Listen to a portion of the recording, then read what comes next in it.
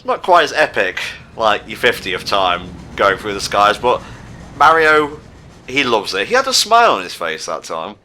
Well, exactly, because he's just happy, because he's just getting to go all over the world again with his best mate Cappy. It's brilliant. Oh, they fixed their fleet. That's pretty cool. They did, and there is some fun moons associated with their fleet. Now, what I'm excited about here is Bonneton is essentially a completely new kingdom, because we didn't get any power moons the first time we were here. Indeed, and there's also a few brand new captures that you can get in here, which are really fun. Interesting. So, yeah, let's go nuts. I said, go nuts! Woo! Oh god, shut up! Thank you.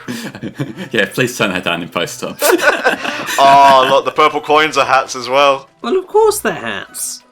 How the fuck am I meant to get over there? Oh, look at what's flying around here. That's kind of your clue. Okay, flame, thank you. Alright. Searching the frog pond. I got it. Now, we haven't been here for hours, so where's the frog pond again? It is in there. If that is indeed the frog pond. There's only one way to find out. Actually, what do you guys got? Let's have a look. Oh my god. Beautiful. You can be proper tuxed out. I shall get that after we get a few moons, because I do want to rock Luigi for a little bit, you know? I want to show off as many costumes as I can in the post-game. That's totally fair. I would certainly recommend doing it, because it's just a delight to do, because half the fun of Mario Odyssey is basically getting to play dress-up with Mario. Yeah, for sure. Is it? I like the part where you run around and throw the cap and do cool platforming, but hey, if you want your dress up simple. You can do both, mate. Stop being so small-minded. How long have you known me now? Right, what's down here, apart from death? Cheeky little bugger. Yeah. So, Rich, what's your opinion on Bonneton from what you've played, mate? Obviously, you've 100% of the game. Red pill me on the place. I would say that it's a lot of fun. There's a couple of really, really nifty moons. There's some that are a little bit annoying if you want to try and figure out where the hell they are. But it's quite a delight to just get to fully explore this place and for there to be moons everywhere. I mean, one of the things that I would say might be a good idea to do, perhaps, might be to capture Monsieur Robot and have a little bit of a look around, a little zoom on some things that might look a little bit suspicious in the air, perhaps. Okay. Was there this much fog here last time we were here? Huh. Yeah, there was, because it was sort of encouraging you to roll about to clear it away in the tutorial, wasn't it? I see. Wee. Okie-dokie. Let's have a little look-see. Oh, beautiful. I feel like Richie is trying to lead me to something, but I am, yes, that there is a moon that you can get right where you are, not looking at what you are. Maybe zoom in a little bit. It might help you locate something that looks a little bit odd. You might have just seen it. You have to be more specific. I am very, very stupid. Turn to your left, look at the moon, Okay. and look a little bit further to your left. Zoom on one of those floating things, bit to your left. Yeah, what is that? That is a car from the Metro Kingdom floating on a sail. Well, whatever floats their car, I suppose. There's a couple of these moons hidden throughout the game. That's what I was talking about when we were in the Lost Kingdom. Yes, it's great when you can do that. There's one, I think... Oh god, where is it? I think it might be in Tostarena. There might be a couple actually, where a certain... It's cool, don't worry about it.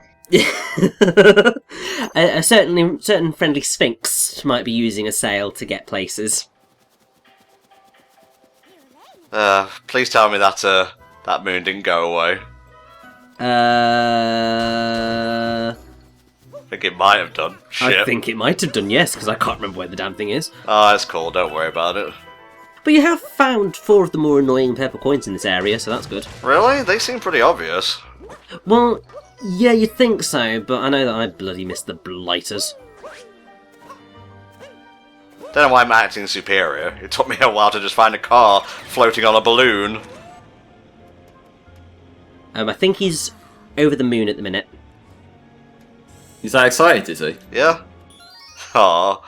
Oh, Jesus! They took my power source, now I will slowly descend.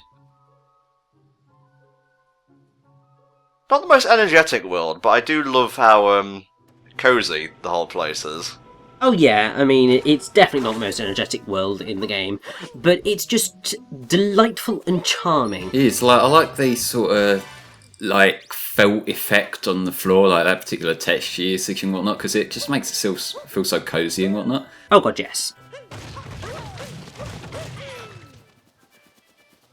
And it's like fantastic as an opening level as well, in that it's basically straight to the platform and showing you what to do, and then there's all these other cool bits that you can come back and find now. I'm kind of like... There's so much to do, so much to see, so what's wrong with taking the back streets? You'll never know if you don't go, you never shine if you don't grow. Exactly. I did not sign up for this. Well, that's too bad, mate. Yeah, because hey, now you're an all-star. What the... Don't worry, when we get to a certain kingdom, that will make sense. Okay. If only because I'm sure I'll probably tell you, Tom, look behind you, and then it'll make sense. I'm gonna fly all the way out there. Gotta go find the shiny thing that they've been queuing you onto since you got here. Yeah, well, since we finished the game, actually. Basically, whenever you go into a new kingdom, they're going to go, ooh, look at the shiny thing!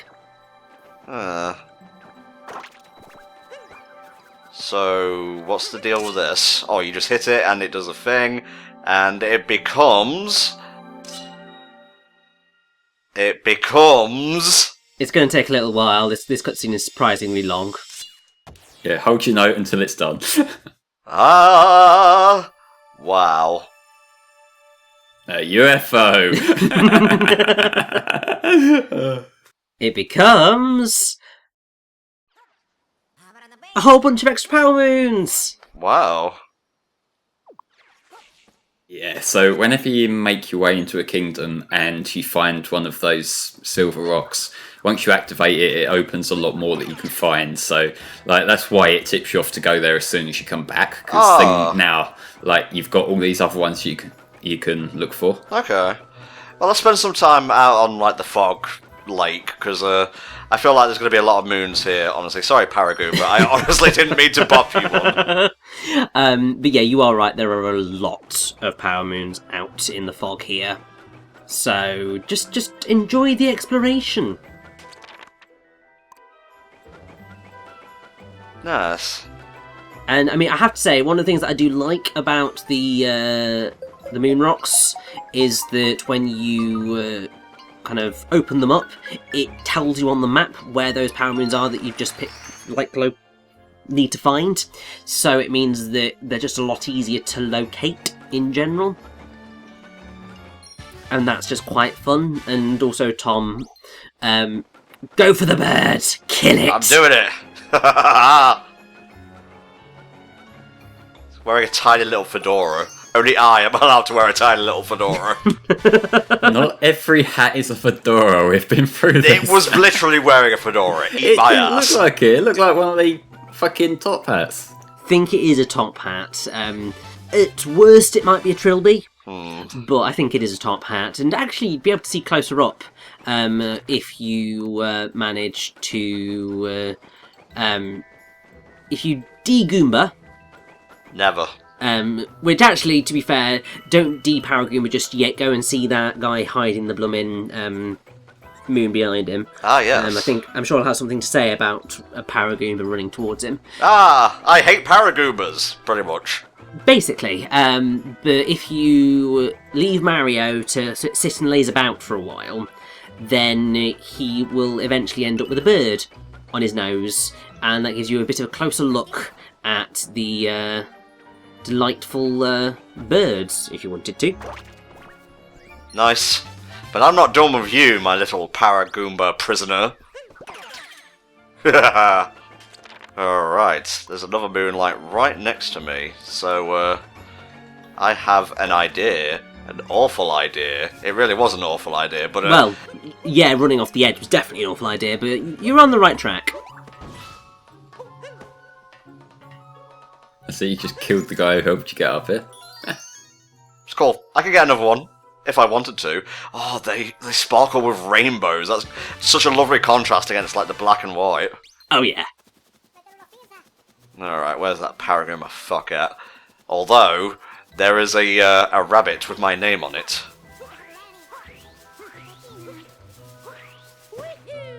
Don't worry, I'll come after that thing with a frog in a second, but first, me and Mr. Rabbit need to have words.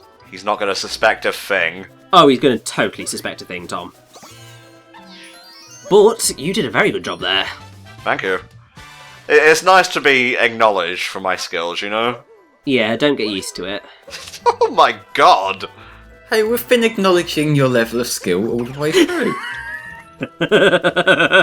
Just kind of walked into that one, really. You have gotten better. Alright. How am I to do this? Platforming. With a frog. Not very well, but you've got the gist, Tom. Rightio. I wondered where the hell I was for a second there. No, this is just purgatory now. I see a sparkly. I'm coming.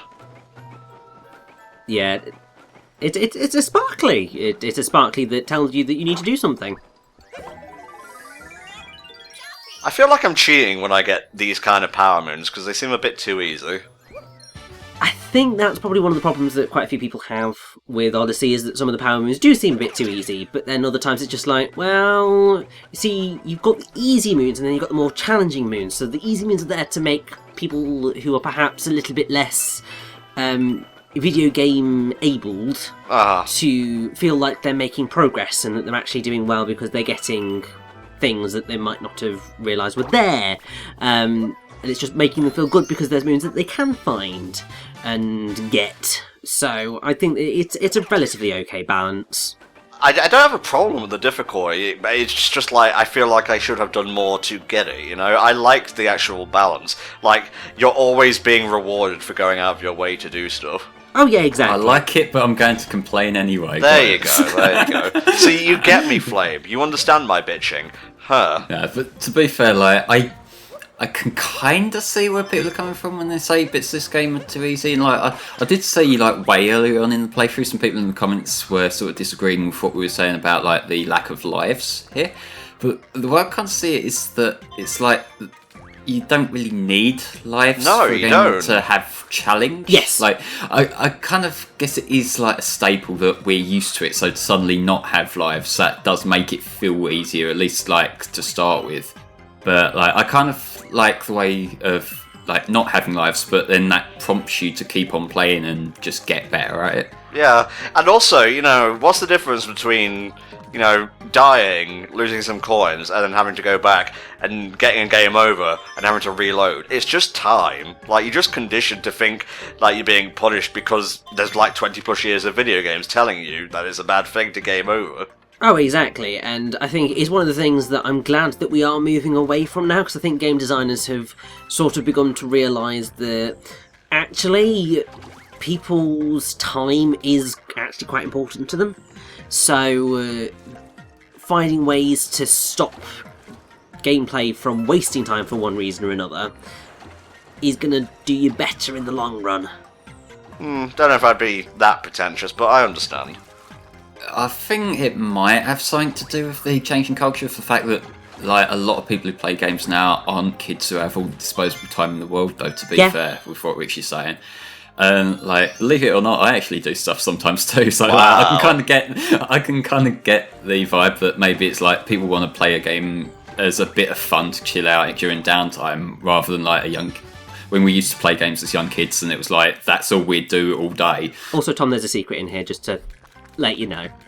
I was kind of aware of this, but as to where it is, I'm not entirely sure. You definitely need the frog, and you've kind of just seen it there, yeah. Yep, I see it.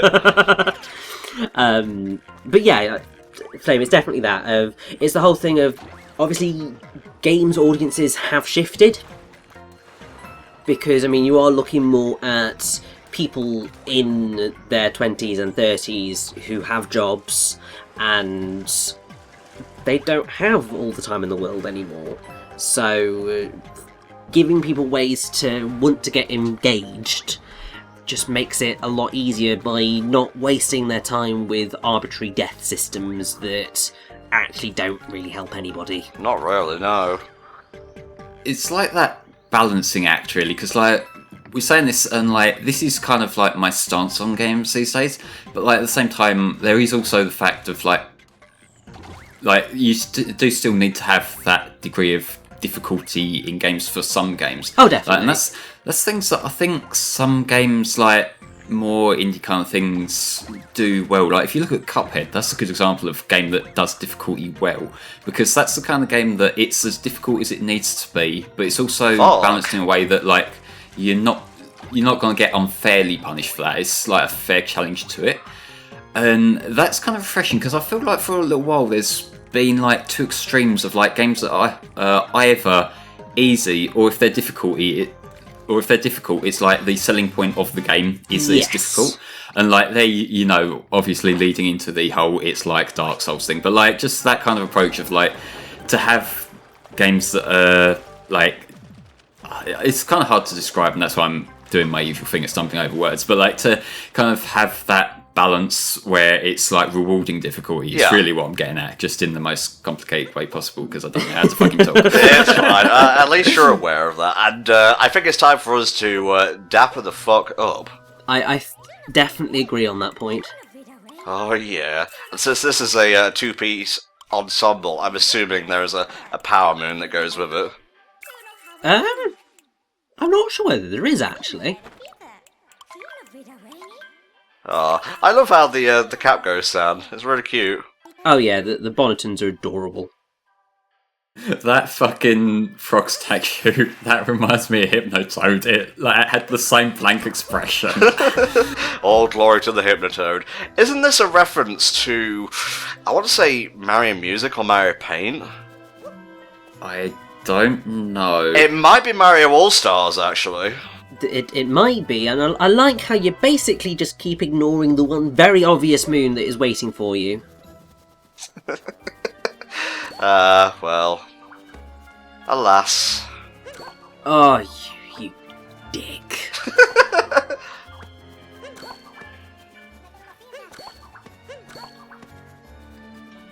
But all the lights on. They are all on. I forget, is there something for this? Oh no, there's more. There's that one on the left there. I don't think there's anything to do with the lamps. Oh, right. And I was talking about the one on the floor anyway, but, you know. It was a trick, a ruse. There's one, like, right behind me. There is indeed. So does that mean we're walking back to the Odyssey and ignoring it? Oh, Flame, what do you like? But yeah, I'd come to think about it, I think that tux is like a reference to the box art from All Stars now. Remember how they put that on the Wii, like, years later and charged full fucking price for it? Fuck. Yes, it was. It's fine. I live, I die, I live again. Let's try this again then. Alright, Tim Burnland. You won't beat me this time. Into the fog we go. Nice. And now you just need to get back. Without dying? Oh. I refuse. Oh my god. God, Tom, you're running a bit low on coins, mate. You might see a game over. Can you even game over in this? No, you can't. I was gonna say. Tom will find a way, don't worry. Oh, I will. I take stupid to new, frightening levels. Okay, come on, Tom. You've done stuff like this in Galaxy before. You can do this. So after a while, you fuck up so much, it just comes up with a picture of Miyamoto facepalming. Oh, jeez. There we go. I caught it just as it was disappearing. Just in time. Alright, what else? There's something that says 2 over there. I'm not entirely sure what that means. It means that there's 2 power moons in that location. There is a moonstone warp pipe. Indeed. This I knew about before, but I don't know what's inside these things. Oh, it's the rolling challenge! It's the roll-in challenge. This one is fun. Whee! It's actually a lot easier to control your direction than I initially thought it would be. Well done, you've missed that one. Yeah, well, this is my first time playing, mate. Cut me some slack. No, well, Tom, you should realise at this point that we're never going to cut you any slack. Okay, well. It's alright, he doesn't have to like us anyway. There we go. That was a lot of fun. Why can't Sonic have these physics? Well, I don't think that roll would work for Sonic in 3D. Like, I think Sonic's best 3D roll or spin was Adventure. Like, that works well, and the level design complements it. It's just they sort of made the spin dash fucking useless in later games. I guess so, yeah.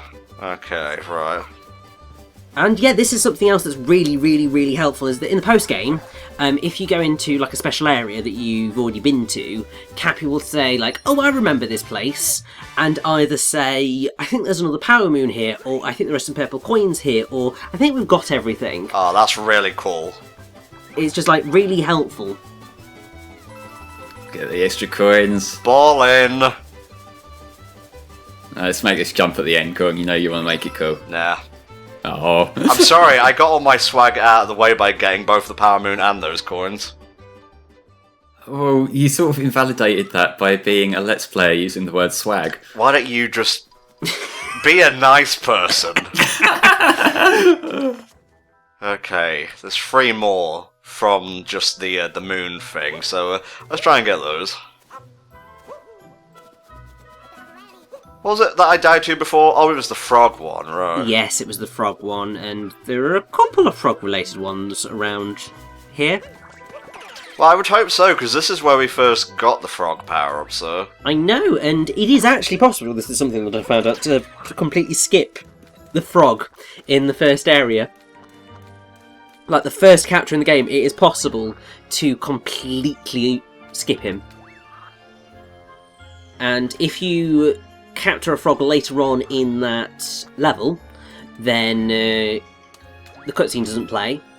And in fact, if you do that, the cutscene will never play. However, if you manage to beat the entire thing and then go back without capturing the frog higher up, the cutscene will play. It's slightly confusing that that's the case, but it's quite cool.